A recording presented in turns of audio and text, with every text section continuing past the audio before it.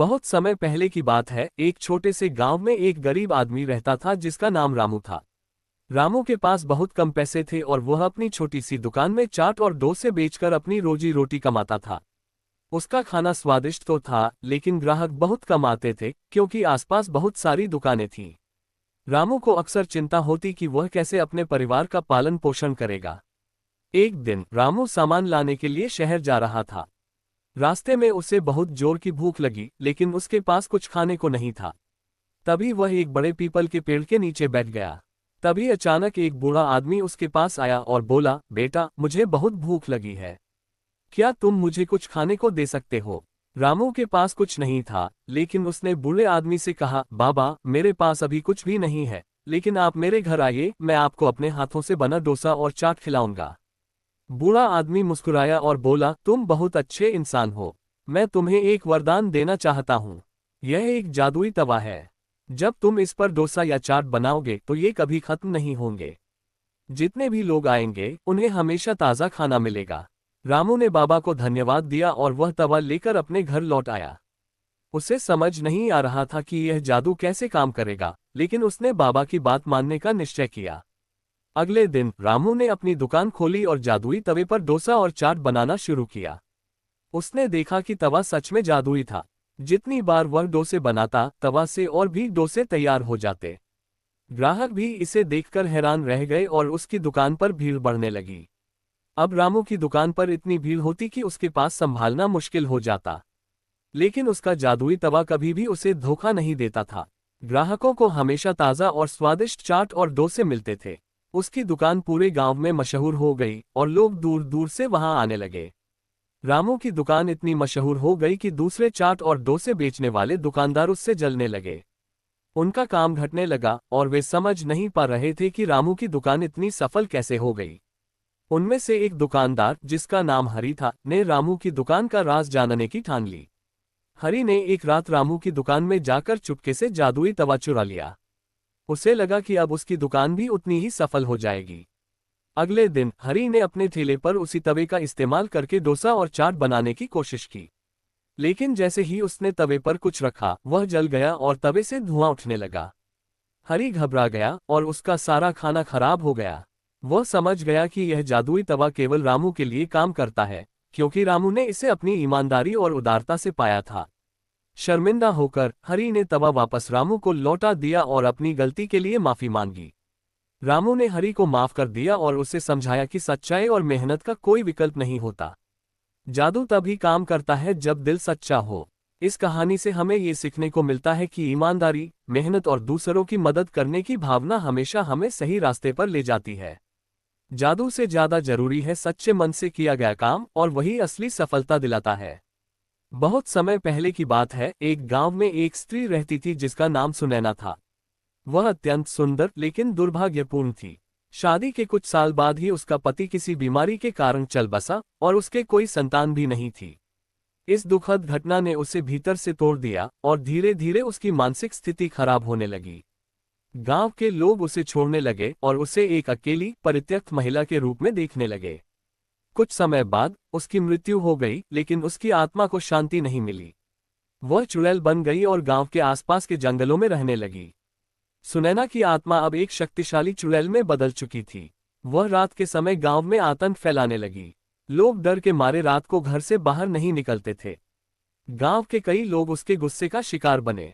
ऐसा कहा जाता था कि वह अपने पति की मृत्यु का बदला ले रही थी और जो भी उससे छेड़ता था उसे वह मार डालती थी। हालांकि चुड़ैल के रूप में भी सुनैना के मन में एक चीज शुद्ध और पवित्र थी, उसकी भगवान शिव के प्रति अटूट भक्ति। जब वह जीवित थी, वह शिव भक्त थी और प्रतिदिन भगवान शिव की पूजा किया करती थी।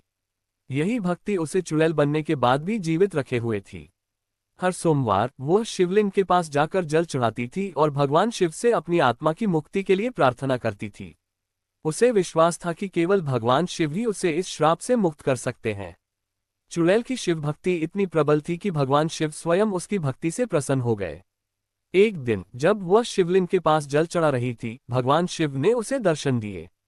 उन्होंने उससे पूछा, हे भक्त, तुम इतनी कष्ट में क्यों हो? तुम्हारी आत्मा को शांति क्यों नहीं मिल रही? चुड़ैल ने रोते हुए कहा, भगवान, मैंने अपने जीवन में बहुत दुख और कष्ट झेले हैं। मेरी मृत्यु के बाद भी मेरी आत्मा को शांति नहीं मिली। मैं अब चुड़ैल बनकर इस संसार में भटक रही हूँ, लेकिन मुझे इस जीवन से मुक्ति चाहिए। मेरी एक ही इच्छा है कि मैं आपकी शरण में आऊं और इस भटकन से मुक्त हो जाऊं। भगवान शिव उसकी सच्ची भक्ति से प्रभावित हुए।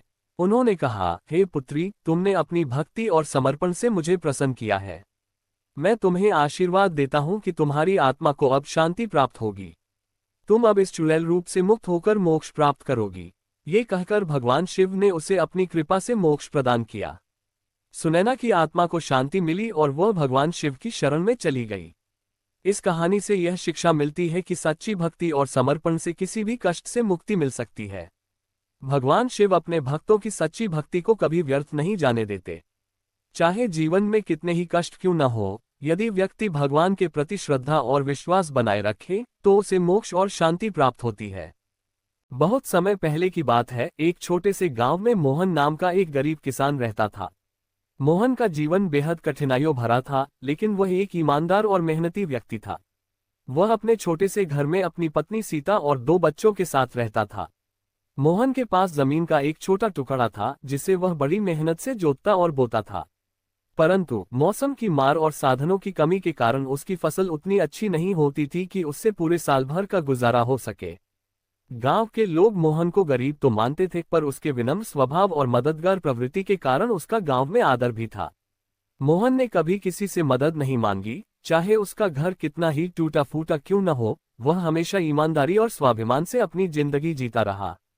उसकी पत्नी सीता भी एक समर्पित और धैर्यवान महिला थी, जो घर की सारी जिम्मेदारियां अपने कंधों पर संभालती थी।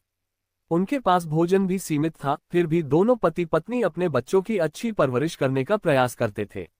एक दिन अचानक मोहन के घर में एक अनजान मेहमान आ पहुंचा। वह एक धनी व्यापारी था, जो व्यापार के सिलसिले में उस गांव से गुजर रहा था। रास्ते में उसका रथ टूट गया और गांव में रुकने के अलावा उसके पास कोई चारा नहीं था। जब उसने गांव वालों से पूछा कि वह कहाँ ठहर सकता है, तो किसी ने बताया कि मोहन का घर सबसे पास है और वह उसे अपने घर में ठहरा सकता है। व्यापारी ने पहले सोचा कि वह किसी धनी व्यक्ति के घर रुके, पर गांव में और कोई ठिकाना न मिलने के कारण वह मोहन के घर की ओर चल पड़ा। मोहन उस समय खेत से घर लौट रहा था। जैसे ही उसने देखा कि उसके घर के सामने एक अजनबी खड़ा है, उसने तुरंत अपने साधारण से कपड़े ठीक किए और विनम्रता से उस अजनबी से पूछा, आप कौन हैं और यहाँ किस लिए आए हैं? व्यापारी ने अपनी परिस्थिति बताई और कहा, मुझे रात भर के लिए ठहरने की जगह चाहिए। मोहन ने तुरंत उसे अपने घर में ठहरने के लिए आमंत्रित किया। उसकी पत्नी सीता ने भी तुरंत घर के अंदर व्यवस्था कर दी। लेकिन एक दिक्कत थी, घर में खाने के लिए कुछ भी नहीं था। मोहन और उसकी पत्नी ने आपस में विचार किया कि मेहमान की आवभगत कैसे की जाए। घर में जो थोड़ा बहुत अनाज बचा था, उससे ही उन्होंने खाना बनाने का निश्चय किया। सीता ने जल्दी से थोड़ा आटा और कुछ सब्जियां इकट्ठा की और रोटी और आलू की साधारण सब्जी तैयार की। जब रात का भोजन तैयार हुआ तो मोहन ने व्यापारी से विनम्रता से कहा, ये हमारे घर का साधारण खाना है, आशा है कि आप इसे स्वीकार करेंगे। हमारे पास बहुत साधन नहीं है, लेकिन जो भी है वह आपके साथ साझा करने के लिए हमारे पास है। व्यापारी ने मुस्कुराते हुए कहा, आपकी मेहमाननवाजी मेरे लिए बहुत महत्वपूर्ण है। मैं आपके इस सादे भोजन को बड़े प्रेम से खाऊंगा। जब व्यापारी ने खाना चखा तो उसे महसूस हुआ कि यह खाना साधारण जरूर था, लेकिन उसमें जो प्रेम और सत्कार था वह किसी महंगे भोज से कहीं बढ़कर था। व्यापारी ने कहा, मैंने अपने जीवन में कई शानदार भोज खाए हैं, पर आज का ये भोजन मेरे दिल को छू गया है। आप लोगों की सादगी और प्रेम मुझे बहुत प्रभावित कर रहा है। रात को व्यापारी को मोहन के घर में विश्राम मिला और सुबह उसने मोहन से कहा, मैं आपको इस आतिथ्य के लिए कुछ धन देना चाहता हूँ। ये सुनकर मोहन थोड़ा असमंजस में पड़ गया।